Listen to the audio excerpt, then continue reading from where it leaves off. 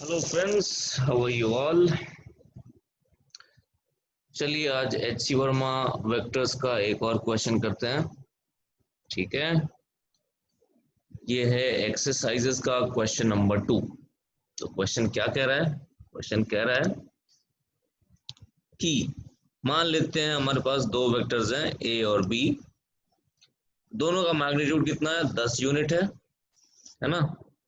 और ए जो है वो एक्स एक्सिस से 30 डिग्रीज पे है और बी जो है वो एक्स एक्सिस से 60 डिग्रीज पे है।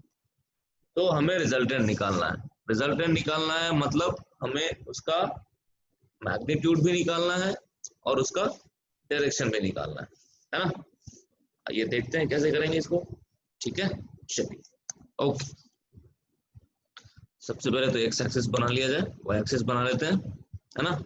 प्रॉब्लम 1 की तरह ही एक्सरसाइजेस का प्रॉब्लम 1, उसमें भी ऐसा ही कुछ है ना।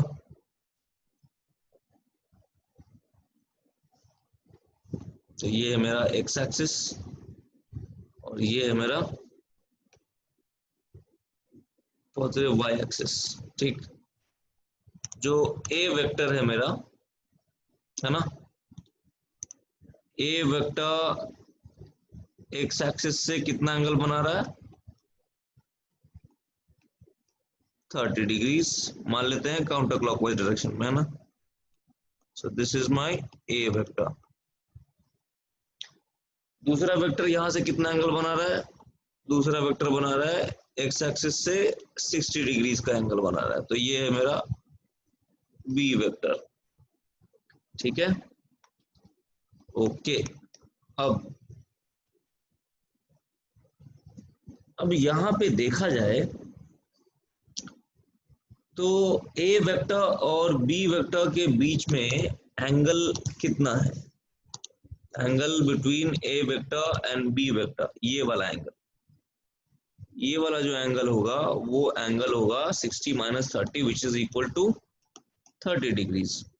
ठीक है, यानी कि जो इन दोनों का रिजल्टेंट होगा, ए वेक्टर और बी वेक्टर का जो रिजल्टेंट होगा, आप पैरेललोग्राम लॉ यूज कर सकते हैं, है ना। ए वेक्टर और बी वेक्टर के टेल्स मैच्ड हैं, अगर टेल्स मैच्ड हो तो हम लोग पैरेललोग्राम लॉ यूज करते हैं, है ना। तो ये पैरेललोग्राम कंप्लीट किया हमने, है ना। तो जो रिजल्टेंट होगा A vector plus B vector, वो ऐसा कुछ होगा। देखो जरा, the diagonal of the parallelogram, this is my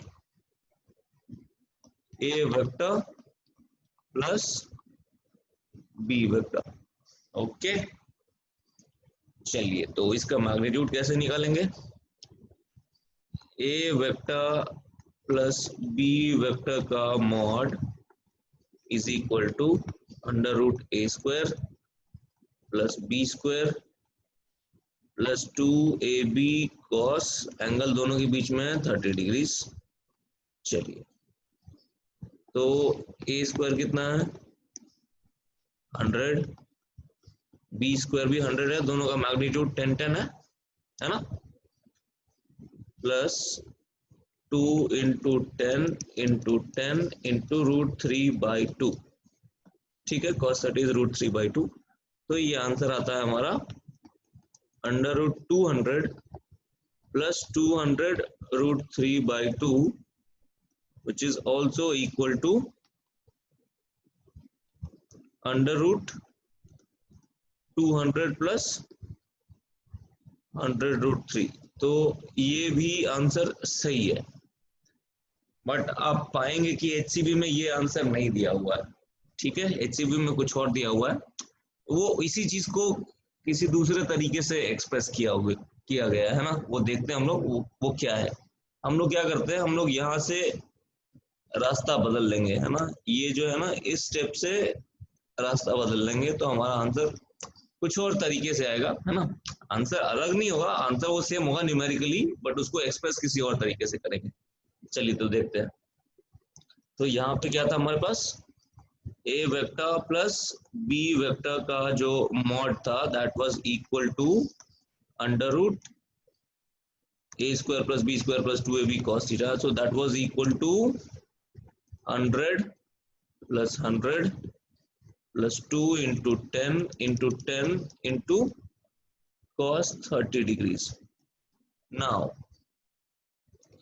इसको आप ले लो, आप 200 प्लस 200 cos 30 डिग्रीज। ठीक, अब इसमें से आप 200 कॉमन ले लोगे तो 200 टू 1 प्लस cos 30 डिग्रीज। अब आपको एक ट्रिगोनोमेट्रिक फॉर्मूला जो है वो बता देता हूं मैं। 1 plus cos 2 theta is equal to 2 cos square theta by 2। तो अगर ये आइडेंटिटी हम लोग यूज कर लेंगे, ये ट्रिगोनोमेट्रिक आइडेंटिटी अगर हम लोग यूज कर लेंगे, तो ये जो है, ये हमारा जो यहाँ पे जो ये चीज है वो बन जाएगी, क्या क्या बन जाएगी हमारी, वो बन जाएगी under root 200 multiplied by 2 cos square. यहाँ पे थीटा हमारा 30 है तो ये हो जाएगा थीटा बाई 2 कितना हो जाएगा, 15 डिग्रीज है ना। So that is equal to under root 400 cos square 15 degrees which is equal to 20 cos 15 degrees. तो ये आंसर जो है वो आप पाएंगे कि HCV में ये वाला आंसर दिया हुआ है। ठीक है, ये भी सही है, वो भी सही है, वो बस इसको एक्सप्रेस करने का अलग एक तरीका है, ये नहीं कि आपका ये वाला आंसर आ गया तो गलत हो गया। ठीक है, ओके, चलिए, तो मैग्नीट्यूड ऑफ रिजल्टेंट तो मिल गया हमारा कितना, ये मिल गया हमारा 20 cos 15 degrees. How about the direction, direction of the resultant, ये कैसे निकाला जाए भाई, है ना। ये निकालना भी बहुत ही आसान है, कुछ नहीं करना आपको, डायरेक्शन निकालना भी बहुत आसान है। कैसे निकालेंगे देखते हैं।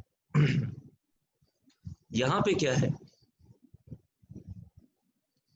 ये ए वेक्टर और बी वेक्टर दोनों का मैग्नीट्यूड सेम है। तो जब आप ये पैरेललोग्राम बनाओगे ना, जब आप ये पैरेललोग्राम बनाओगे तो ये पैरेललोग्राम एक रोम्बस बन जाएगा। ठीक है, और इन दोनों के बीच में, ए वेक्टर और बी वेक्टर के बीच में जो एंगल है वो है 30 डिग्रीज। तो ये जो रिजल्टेंट होगा, क्योंकि ये रोम्बस है, तो रोम्बस में ये जो डायगोनल होता है वो एंगल बाइसेक्टर भी होता है। तो ये एंगल हो गया 15 degrees. The resultant is making an angle of 15 degrees with both a vector and b vector। अब चलिए, अब a वेक्टर जो है वो हमारा x एक्सिस से ऑलरेडी 30 डिग्रीज बना रहा है, ये वाला जो एंगल है वो 30 डिग्रीज है ना।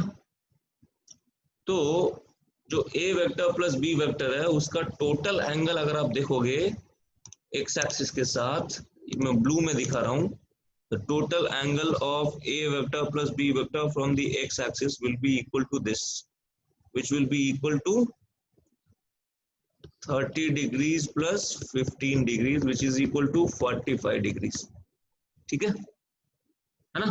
तो रिजल्टेंट हमारा मैग्नीट्यूड भी मिल गया, एंगल भी मिल गया x एक्सिस से at an angle of 45 degrees to the x axis. ठीक है, so that will be all, thank you.